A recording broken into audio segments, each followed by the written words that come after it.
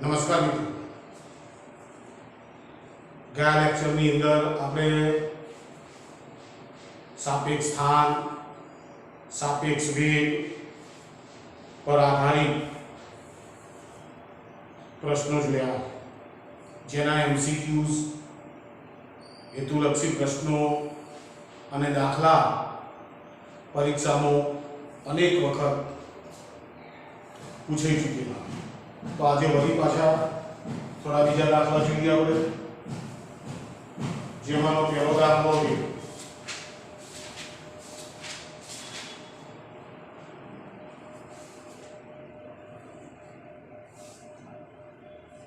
કોઈ એક રાજમાર્ગ પર 30 કિલોમીટર પ્રતિ અવરની ઝડપે દોડતી પોલીસ વાનમાંથી તેની જ દિશા 192 કિલોમીટર પ્રતિ અવરની ઝડપે દોડી રહેલી ચોરની કાર પર ગોળી છોડવામાં આવી છે. મિત્રો બરોબર ધ્યાનથી આપણા સ્વાધ્યાયનો 3.18 દાખલો છે. કોઈ એક રાજમાર્ગ પર 30 કિલોમીટર પ્રતિ અવરની ઝડપે દોડતી પોલીસ વાનમાંથી તેની જ દિશામાં 192 કિલોમીટર પ્રતિ અવરની ઝડપે દોડી રહેલી ચોરની કાર પર ગોળી છોડવામાં આવે છે. જો બંદૂકની નળીમાંથી નીકળતી ગોળીની ઝડપ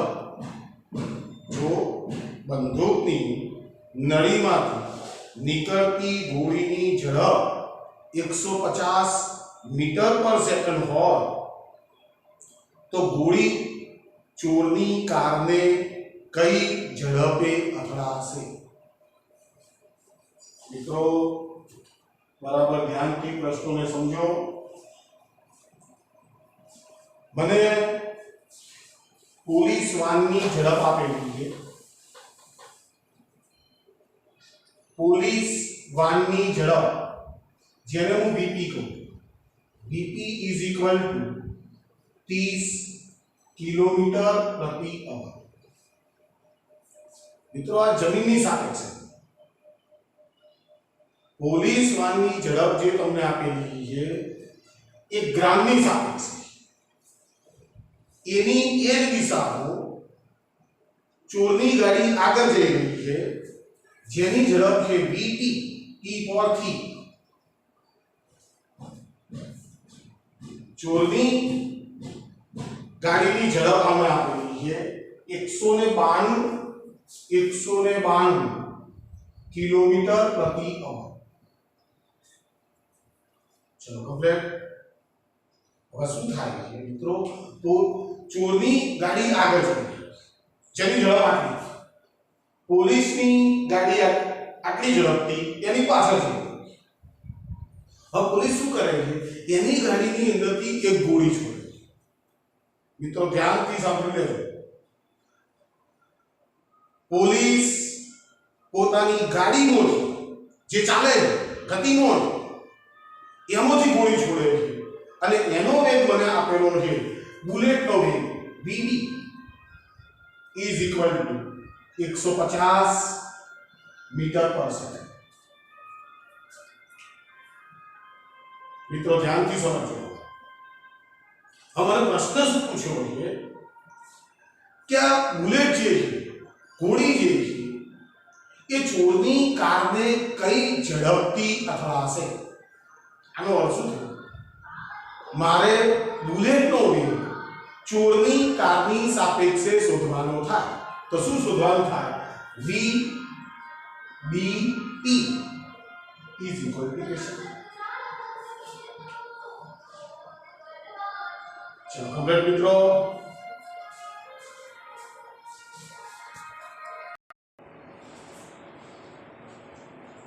તો જો મિત્રો, હવે મને બુલેટનો વેગ જે આપેલો છે એ મીટર પર સેકન્ડ છે અને પેલા જે વેગ આપેલા છે એ કિલોમીટર પ્રતિ અવર નો છે.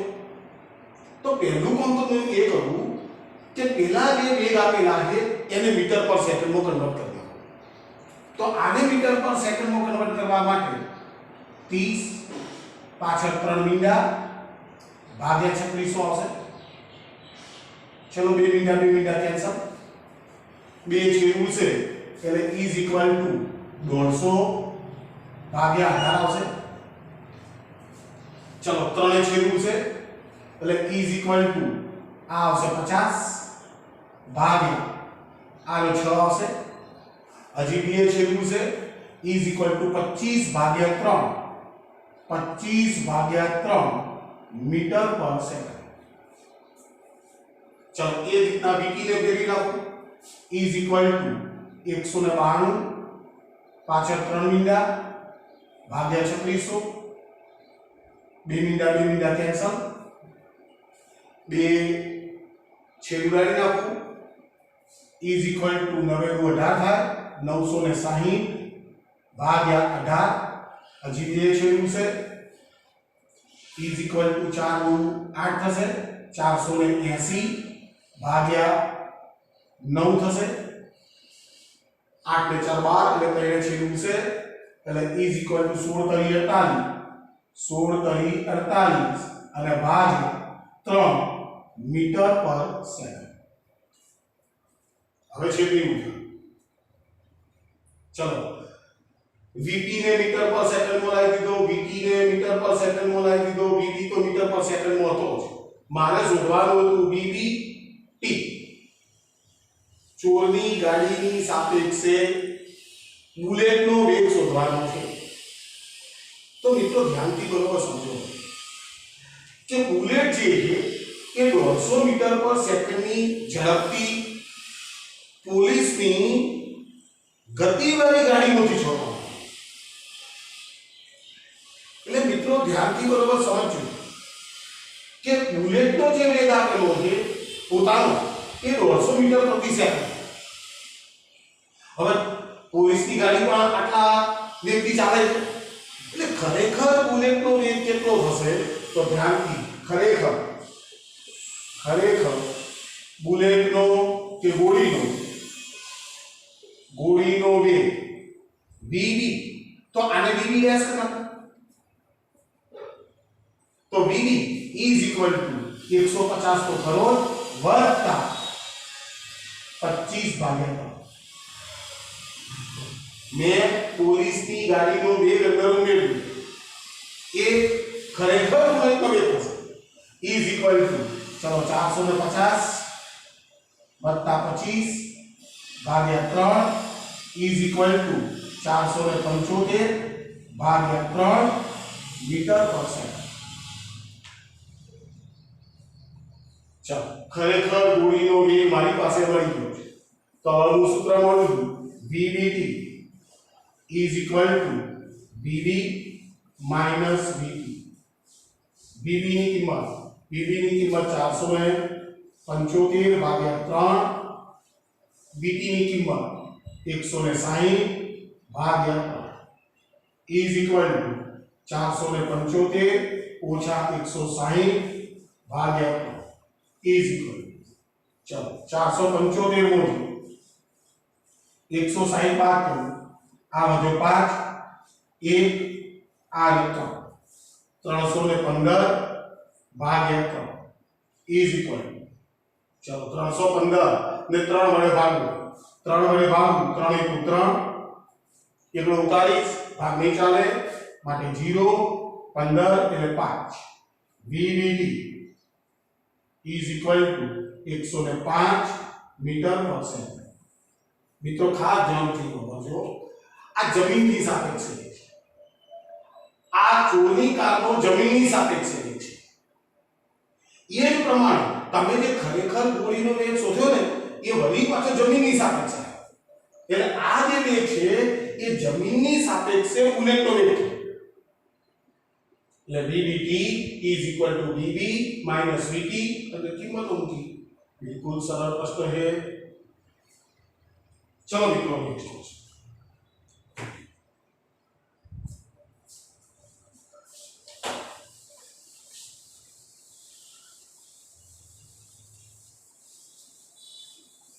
ચલો મિત્રો ધ્યાન, માની લો કે આ જમીન છે અને જમીન ઉપરથી એક પદાર્થને ઉર્ધ્વ દિશામાં ઉછાળવામાં આવે. હવે એ ઉર્ધ્વ દિશામાં જ્યારે ઉછળે છે, માન લો કે એનો પદાર્થ આટલે પહોંચે, જમીન ઉપરથી એક પદાર્થને ઉર્ધ્વ દિશામાં ઉછાળવામાં આવે છે અને એ પદાર્થ માન લો કે આટલી ઊંચાઈ સુધી પહોંચે. મારે એ શોધવું છે કે અહીંથી આટલું અંતર કેટલું હશે, પદાર્થ કેટલી ઊંચાઈ ધારણ કરશે. મારે એ પણ જાણવું છે કે આટલું અંતર કાપતા એને કેટલો સમય લાગે છે. તો મિત્રો બિલકુલ છે. ચલો ધ્યાનથી, અચળ પ્રવેગી ગતિનું સમીકરણ છે v બરાબર v0 પ્લસ at. હું પહેલા સમજવું.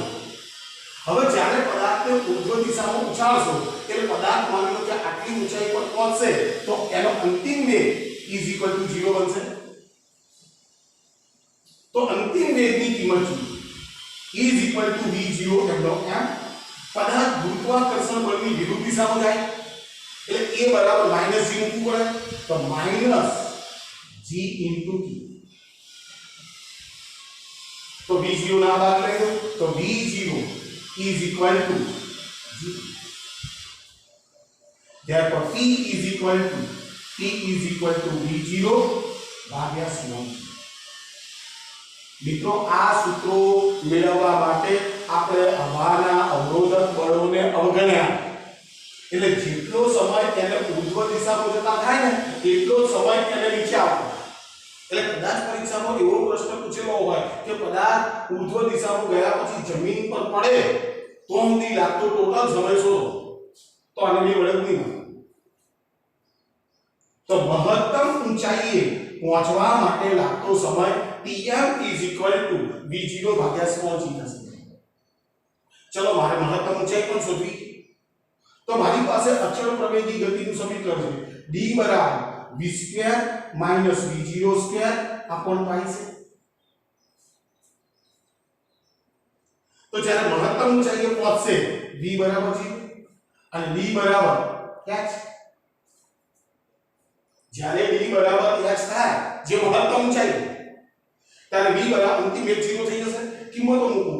therefore h is equal to -v0² ભાગ્યા -2g. પદાર્થો ગુરુત્વાકર્ષણ બળની વિરુદ્ધ જઈ રહ્યો છે. Minus minus in cancel. therefore h is equal to v0² ભાગ્યા 2g. મિત્રો ખૂબ અગત્યના છે, ખૂબ અગત્યના છે. h is equal to v0² upon pi g અને એ જ પ્રમાણે tm is equal to v0 upon small g. હેતુલક્ષી પ્રશ્નોમાં પણ કામમાં આવશે, દાખલામાં પણ કામમાં આવશે. પણ તમારી પાસે જો અચળ પ્રવેગી ગતિના સમીકરણો તૈયાર છે, એ સમીકરણનો તમે ઉપયોગ કરશો તો આ સમીકરણો તમારે ભૂખવાની કોઈ જરૂર નથી. તમે એની કન્ડિશન અંદર મૂકશો, એની શરત અંદર મૂકશો એટલે આપોઆપ એ સૂત્ર તમારી પાસે આવી જવાનું છે. ચલો એક બીજો પ્રશ્ન.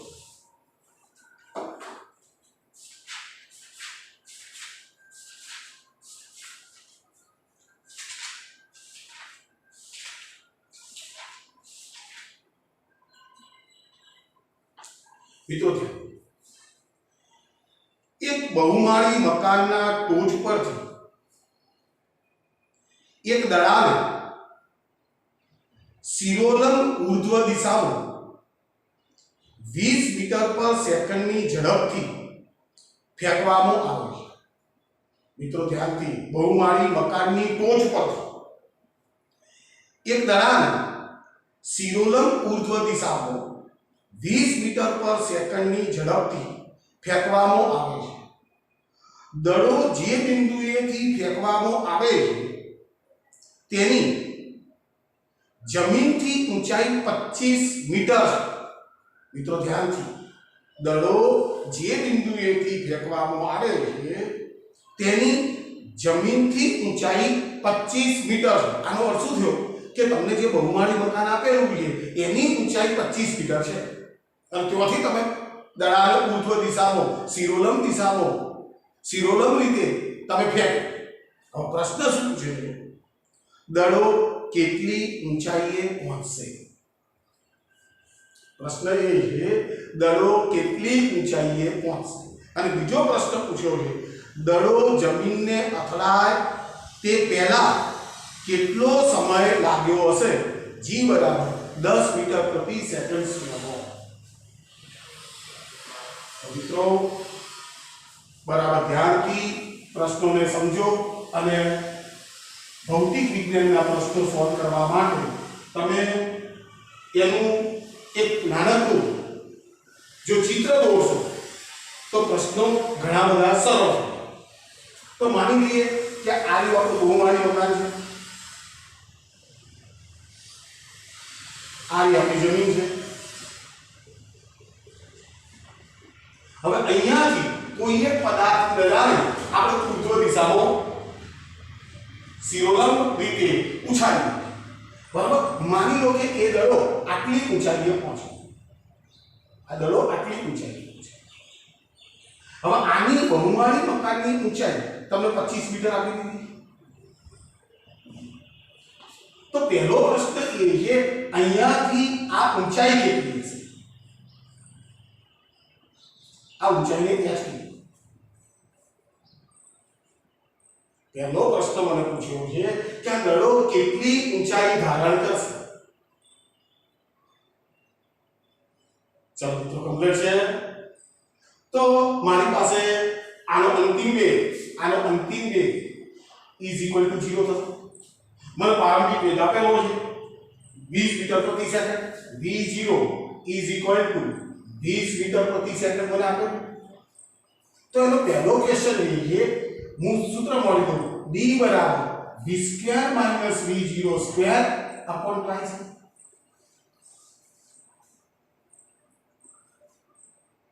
ચાલો d ઇઝ ઇક્વલ ટુ મારે d શોધવાનો, d ની જગ્યાએ h મૂકી દો. h ઇઝ ઇક્વલ ટુ ચાલો અંતિમ વેગ ઇઝ ઇક્વલ ટુ 0. પ્રારંભિક વેગ 20 નો વર્ગ એટલે 400 અને ભાગ્યા -2g. g ની કિંમત મને 10 આપેલી છે. ઇઝ ઇક્વલ ટુ -400 ભાગ્યા -2 ગુણ્યા 10. બિંદુ કેન્સલ, બગડો cancel. Is equal to 20 metre. જો આ બહુમાળી મકાનની ટોચ ઉપરથી દડાની ઊંચાઈ 20 મીટર હશે. તળિયેથી માપવા જાઓ તો 25 તમારું ઉમેરવા પડે. તો 25 + 20 ઇઝ ઇક્વલ ટુ 45 મીટર. ચલો કમ્પ્લીટ છે મિત્રો. હવે ધ્યાન નંબર 2. હવે દડાને તમે અહીંથી ઉછાળો એટલે અહીંયા પહોંચતા એને કઈ સમય લાગ્યો છે? મિત્રો ધ્યાનથી સમજો. મને પ્રશ્ન શું પૂછ્યો છે? દડો જમીનને અથડાય તે પહેલા કેટલો સમય લાગ્યો હશે? હવે પદાર્થો અહીંયાથી ઉછાળશો એટલે વળી પાછો હવા જતો રહે. એટલે મારે શું જાણવું પડે? અહીંયાથી આટલે પહોંચતા લાગતો સમય શોધવો પડે. વળી પાછો નીચે આવશે એટલે અહીંથી આટલે સુધી પહોંચતા વળી પાછો બીજો સમય શોધવો પડે. વળી પાછો જમીન ઉપર ટકરાય તો બીજો સમય શોધવો પડશે. એટલે ટૂંકમાં મારી પાસે 3 સમય આવશે. એક અહીંયાથી આટલે પહોંચતા લાગતો સમય, અહીંયાથી વળી પાછો બહુમાળી મકાનની ટોચ સુધી પહોંચતા લાગતો સમય, અને બહુમાળી મકાનની ટોચથી વળી પાછો જમીન ઉપર પહોંચતા લાગતો સમય. આ ત્રણેય સમયનો હું સરવાળો કરી નાખું તો મને જવાબ મળી જાય. અથવા હવે ધ્યાન જો હું અહીંયાથી દડાને આટલે સુધી પહોંચતા લાગતો સમય શોધી લઉં. હવે એ પદાર્થ તો અહીંયા પહોંચી ગયો તોથી ડાયરેક્ટ હું જમીન ઉપર લાવી તો મારી પાસે બે સમય થયો. અહીંયાથી આટલે સુધી પહોંચતા લાગતો સમય વત્તા અહીંયાથી જમીન સુધી પહોંચતા લાગતો સમય. ચાલો કમ્પ્લીટ છે. તો હું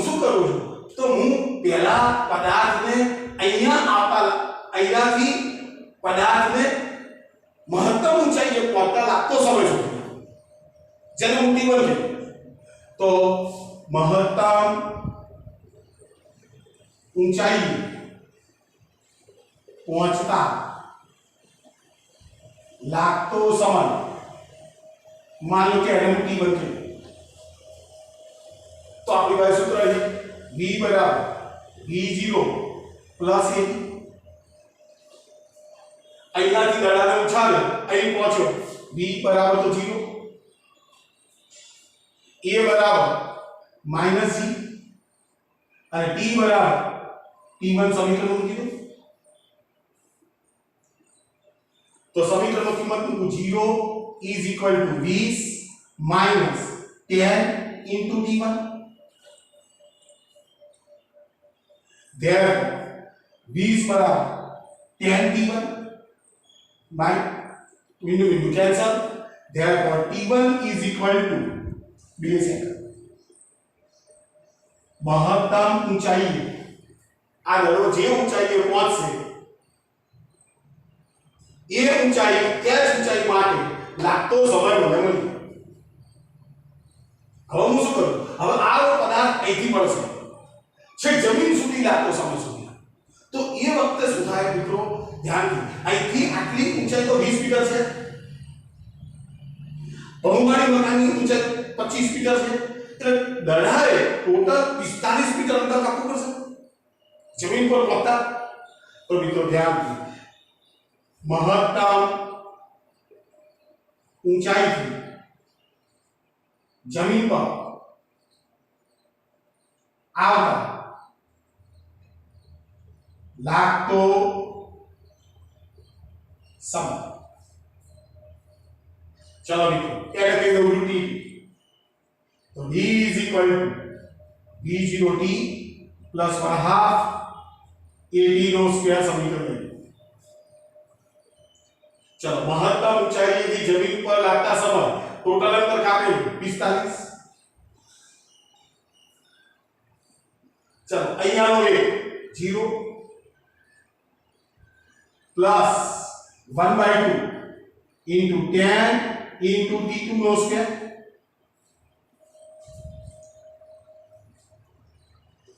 चलो મિત્રો બરોબર છે જો પદાર્થો ગુરુત્વાકર્ષણ બળની દિશામાં આવવાનો g ની કિંમત 10 લઈ લીધી અહીંયા વધશે 5 therefore t2 નો સ્ક્વેર is equal to 45 ભાગ્યા 5 is equal to 9 + 45 9 therefore t2 is equal to 3 second થાય તો આખી ક્રિયા કેવી છે દડો અહીંયાથી આમ ગયો વળી પાછો દડો અહીંયાથી જમીન પર तो એને લાગતો ટોટલ સમય કેટલો તો t1 2 second t2 3 second there કુલ સમય t is equal to t1 plus t2 is equal to 2 વત્તા 3 is equal to 5 સેકન્ડ મિત્રો આની અંદરથી તમને આ માત્ર ને માત્ર આ સ્વાધ્યાયનો દાખલો છે આ માત્ર ને માત્ર એક ઉદાહરણ આની અંદરથી એ ગમે તે વસ્તુ પૂછી છે આજે એને ઉપરથી પદાર્થ ઉછાળ્યો છે કદાચ એ નીચેથી જમીન પરથી પણ પદાર્થ ઉછાળે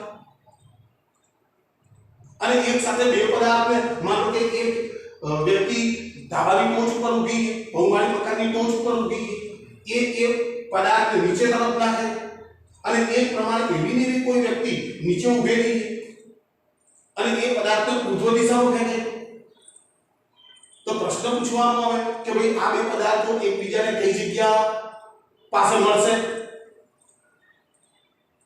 એના માટે એને કેટલો સમય લીધો હશે તો મિત્રો એવા બધા પ્રશ્નો સોલ્વ કરવા માટે આપણી પાઠ્યપુસ્તકની અંદર સ્વાધ્યાયની અંદર એક સરસ મજાનો દાખલો આપેલો છે બરાબર ધ્યાનથી ઉતારો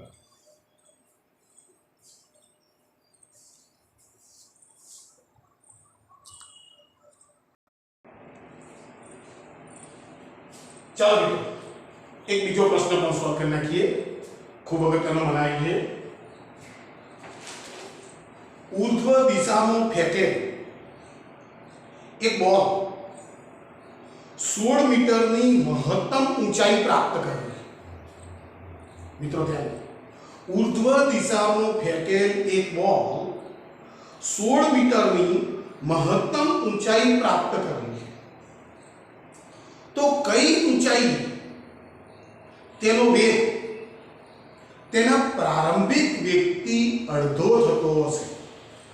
મિત્રો ધ્યાનથી, તો કઈ ઊંચાઈએ તેનો વેગ તેની પ્રારંભિક વેગથી અડધો થતો હશે? તો મિત્રો ધ્યાનથી માનો કે આવી જમીન છે, મેં અહીંયાથી એક પદાર્થ ઉર્ધ્વ દિશામાં શિરોલંબ રીતે ઉછાળ્યો. હવે માની લઈએ કે એ દડો એ પદાર્થ માન લો કે આટલા મહત્તમ ઊંચાઈ આવશે એટલે અંતિમ વેગ તો 0. અહીંયાથી જ્યારે ઉછાળ્યો હશે ત્યારે માની લો કે એનો વેગ v0 જેટલો છે. અહીંયાથી જ્યારે હું પદાર્થને ઉછાળું ત્યારે એનો પ્રારંભિક વેગ જે છે એ v0 જેટલો છે. એ અહીંયાથી ધીમે ધીમે ઉપર જતો જશે એમ એનો વેગ ઘટતો જવાનો. માની લો કે અહીંથી આટલી ઊંચાઈ જે છે એ ઊંચાઈને માન લો કે હું h જેટલી કરી દઉં, મહત્તમ છે. હવે મને પ્રશ્ન શું પૂછ્યો, એનો પ્રારંભિક વેગ v0 જેટલો. એટલે જેમ જેમ પદાર્થ ઉપર જશે એમ ક્રમશઃ એનો વેગ ઘટતો જશે અને જ્યારે અહીંયા આવશે ત્યારે શૂન્ય થઈ જશે.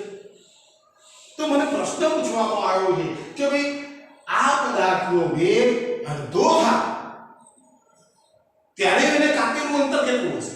તો હું માની લઈએ કે આ પદાર્થ જ્યારે આટલે આવે, આ પદાર્થ જ્યારે અહીંયા આવ્યો હશે એ વખતે એનો વેગ માન લો કે અડધો થઈ જાય v0/2. તો એ વખતની ઊંચાઈ જે છે એ માની લો કે હું h' કે તો મારે h' શોધવાનો થાય. તો મિત્રો આની અંદર બે ભાગ છે, એક પહેલી ઘટના આ અને બીજી ઘટના આ. તો હું આને કેસ 1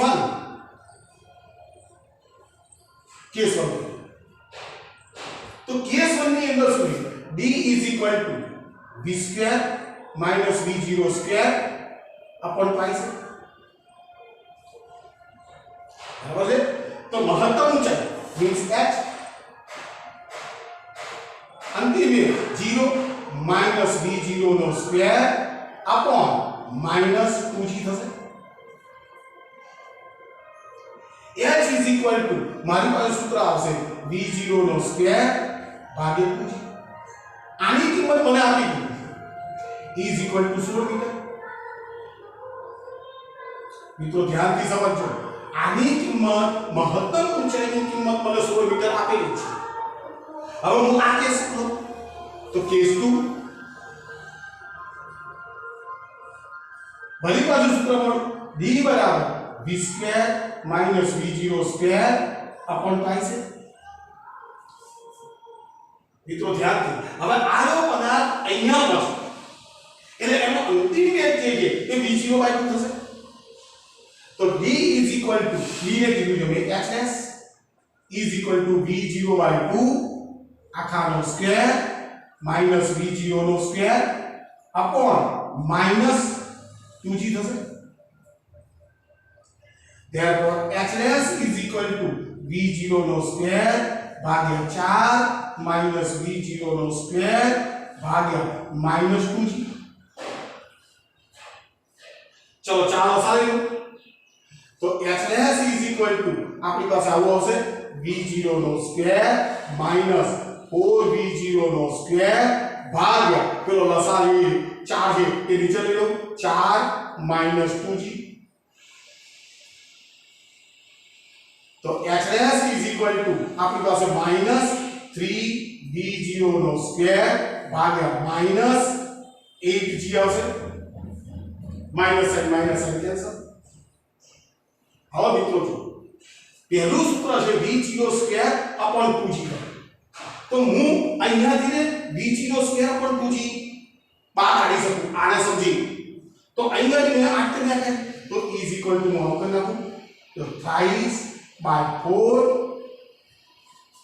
ઇન્ટુ v0 નો સ્ક્વેર ભાગ્યા 2g કરતા સૂત્ર તો એનું એમાં કર્યું પણ આ શું છે તો કે આ h છે તો a = 3/4 ઇન્ટુ h h ની કિંમત આપણે જાણીએ a = 3/4 ઇન્ટુ 16 તો 4 × 16 = 12 મિત્રો ધ્યાનથી ખૂબ અગત્યનો પ્રશ્ન આજે મને વેગની કિંમત અડધી કરવાની કીધી છે કઈ ઊંચાઈએ એનો વેગ ચોથા ભાગનો થાય ત્રીજા ભાગનો થાય અડધો થાય એવો મને પ્રશ્ન પૂછી શકે છે તો એ વખતે તમે જો કેસ 1 અને કેસ 2 ને વ્યવસ્થિત સમજશો તો આસાનીથી એ કઈ ઊંચાઈએ આવી ઘટના બનતી હશે એ તમને ખબર પડી જશે. ઓકે તો ઉતારો જરા